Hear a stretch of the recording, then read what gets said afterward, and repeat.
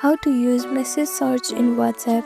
In this video, I'll show you how to use message search feature in WhatsApp to easily locate any chat or info. Let's get started. First, make sure you have downloaded WhatsApp on your device. For iPhone user, you can download it from App Store, and for Android user, you can download it from Google Play Store.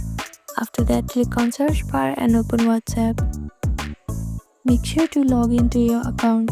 Now go to the chat where you want to search for a message. At the top, tap the contact or group name to open the chat info screen. Tap on the search option to open the search bar. Type the word or phrase you want to find.